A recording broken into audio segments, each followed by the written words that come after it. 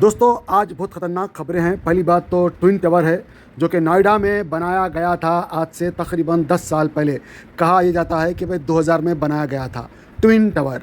उस वक़्त वहाँ के रहने वालों को जो घर दिए गए थे वो घर ये कह कर दिए गए थे कि भाई आपके घर के पास में ग्रीनरी होगी, एक अच्छा खासा ज़बरदस्त ग्रीनरी होगी, आपको आंखों को ठंडक मिलेगी। और 1 करोड़ से 3 करोड़ में वो फ्लैट दिए गए थे। नोएडा का मतलब ही ये है कि भाई नए नए किस्म के इनोवेशन करना और लोगों को मदद करना, ऐसा नोएडा के बारे में कहा जाता है। क्योंकि नोएडा इंडिया की सबसे फास्टेस्ट ग्रोइंग सिटी है, जो कि है तो छोटी जगह लेकिन पूरे चैनल्स वहीं से काम करते हैं, टेलीविज़न चैनल्स। और नोएडा सबसे महंगी जगह है, शायद इसीलिए हर दिन नोएडा के बारे में हम लोग नाम सुनते रहते हैं। जिस तरह इंडिया के बड़े शहरों को हम लोग याद कर लेते हैं, उसी तरह नोएडा एक छोटा शहर है लेकिन वहाँ पे बहुत सारी तिजारती सरगर्मियाँ हैं और हम सब लोगों को बड़ी आसानी से याद हो गया। तो मैं बता रहा था सन 2000 के अंदर ट्विन टावर की बुनियाद रखी गई, ये कह कर के भाई यहाँ पे सिर्फ 7 मंजिला इमारत रहेगी। उसके बाद में ये कहा गया कि भाई नोएडा की जो अथॉरिटी है, बल्दिया की अथॉरिटी, उसने परमिशन दिया कि भाई आप इसको 14 मंजिल, 15 मंजिल, 16 मंजिल, इस तरह करते करते 20 मंजिल, 26 मंजिल और पूरे 40 मंजिल तक उसको परमिशन दे दिया गया। हर वक्त वहाँ की अथॉरिटी परमिशन देती है और इस तरह बड़ा टावर बन गया।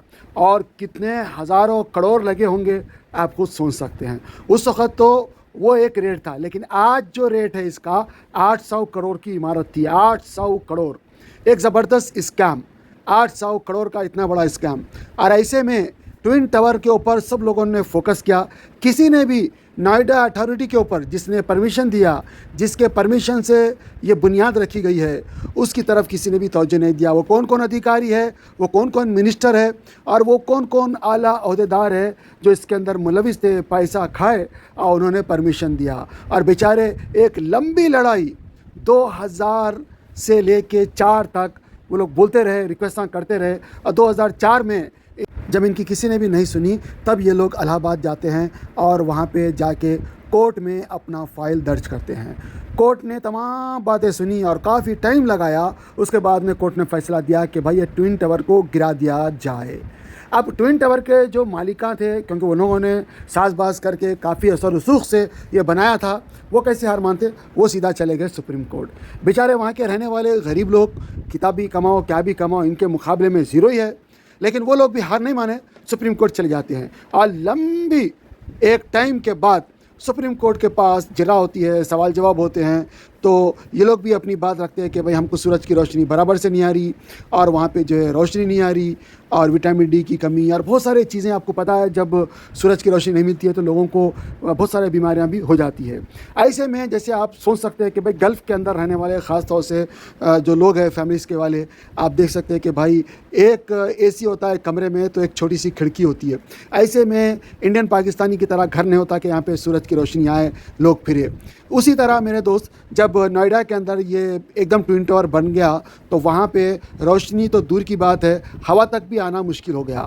ज़ाहिर बात है जब उसके अंदर लोग जो है सिगरेट ना पीएंगे और मुख्तलिफ़ किस्म के पार्टी वो करेंगे तो वो चीज़ें भी उनको नुकसान पहुँचाती है। और लोग जो है बेचारे सिगरेट पीने वाले ये तक नहीं सोचते कि भाई उनका सिगरेट का धुआं जहाँ के किस किस को नुकसान पहुँचाता है। जब वो ख़बर में जाएंगे उनको पता चलेगा कि भाई उन लोगों ने कैसा क्या क्या किया था, वो आया उनके साथ जाएगी तो उनको पता चलेगा। बहरहाल मैं बता रहा था, तो नोएडा की बिल्डिंग के अंदर जब ऐसे हालात हुए हैं तो वहाँ के लोगों ने सुप्रीम कोर्ट का दरवाज़ा खटखटाया। तो सुप्रीम कोर्ट ने तमाम बातें सुनने के बाद फ़ैसला दिया कि भाई ये जो कुछ हुआ है बिल्कुल गलत हुआ है, धोखे के साथ हुआ है। हालांकि उसके अंदर लग्जरियस अपॉइंटमेंट थे, ये थे वो थे। हुक्म दिया कि भाई ये दोनों ट्विन टावर को गिरा दिया जाए। फ़ैसला आ गया 2021 में, लेकिन 2021 में भी नहीं हो सका। ये वो आपत्तिजनक बातें हुई, उसके बाद में जो है रुक गया। बात ये भी थी कि वहाँ पे जो चीफ मिनिस्टर थे वो बदल गए।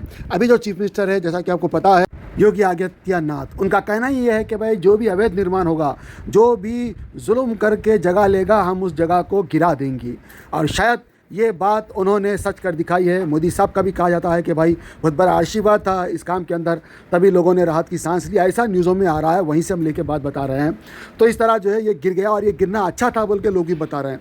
मगर दोस्तों कुछ बातें ऐसी है, ये कहना है कि भाई वो जो जगह थी उसकी प्रॉपर्टी का जो भी पैसा था वहाँ के लोगों को दे देते, वो ज़्यादा अच्छा होता। क्योंकि जो बिल्डिंग गिरी है, भले ही एक अच्छा काम हुआ है, लेकिन दूसरे जो बिल्डिंग है गिरने की वजह से दूसरे बिल्डिंगों का जो एक ड्यूरेशन होता है, जिसकी इमारत का एक टाइम होता है कि वैलिडिटी होती है, एक उम्र होती है, अगर वो बिल्डिंग की उम्र समझो 20 साल है तो वो घट जाएगी, हो सकता है 10 साल रह जाए।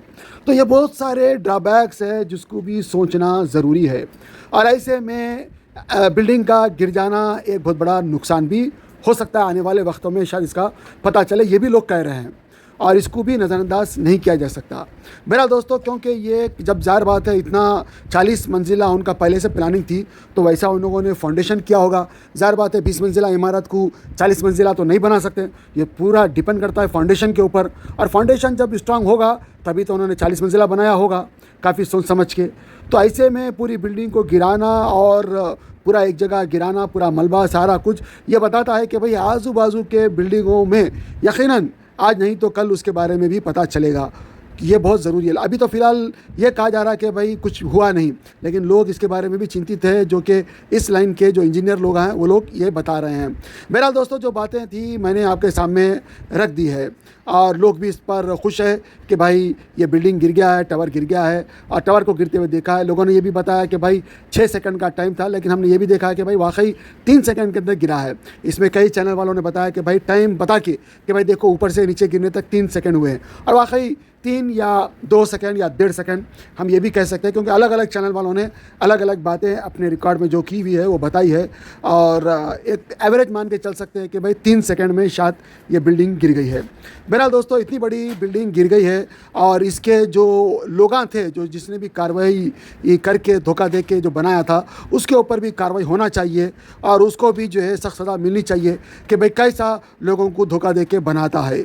ये भी ज़रूरी है, क्योंकि अब ये भी देखा जा रहा है कि भाई इतनी बड़ी बिल्डिंग बनाया, इतना करोड़ों का नुकसान हुआ है, और जितना बनाया है उससे ज़्यादा का नुकसान जो गिराने में हुआ है, लोगों को इंश्योरेंस दिलाया उसका भी हुआ है।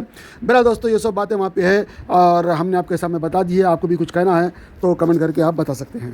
अस्सलामु अलैकुम वरहमतुल्लाहि वबरकातुहू। कुरान पाक को तजवीद से पढ़ने की अहमियत। कुरान पाक को तजवीद से पढ़ने की अहमियत यह है कि कुरान करीम अल्लाह अज़्ज़ा वजल का कलाम है।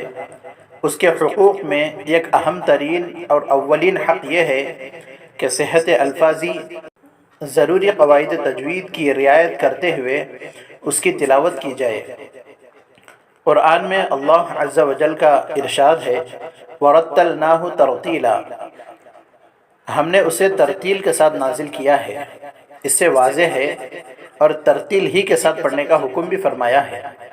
चुनांचे दूसरी जगह इरशाद है, वरत्तिलिल कुरआन तरतीला, और कुरान की तिलावत इत्मीनान से साफ साफ किया करो।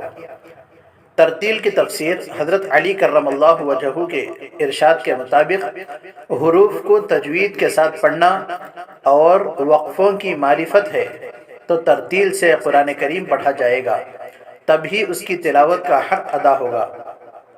और ऐसे ही तिलावत पर हसनात और इनामात खुदावंदी का वादा है। लेकिन अगर तिलावत तजवीद की रियायत के साथ नहीं बल्कि उसके खिलाफ है, तो उससे तिलावत का हक़ अदा नहीं हो सकता। हदीस पाक के अंदर यूँ आता है, ज़य्यिनुल कुरआन बिअस्वातिकुम, तर्जमा अपनी आवाज़ से कुरान को मुज़य्यन करो। वहस्सिनुल कुरआन बिअस्वातिकुम फ़इन्नस्सौतल हसन यज़ीदुल कुरआन हुस्नन, अच्छी आवाज़ से कुरान को पढ़ो, क्योंकि अच्छी आवाज़ कुरान करीम के हुस्न को बढ़ा देती है। अऊज़ु बिल्लाहि मिनश शैतानिर रजीम, बिस्मिल्लाहिर रहमानिर रहीम, इन्ना नहनु नज़्ज़लना ज़िक्र व इन्ना लहू लहाफ़िज़ून। वक़ाल फ़ी मौज़िइन आख़र, वलक़द यस्सरनल क़ुरआन लिज़्ज़िक्रि फ़हल मिन मुद्दकिर। इक़रउल क़ुरआन बिलुहूनिल अरबि व अस्वातिहा, कुरान करीम को अरबी लहजे में पढ़ो। मुहक्किकीन उलमा ने तसरीह फरमाई है कि बग़ैर तजवीद कुरान पढ़ने वाला मुस्तहिक़ सवाब नहीं हो।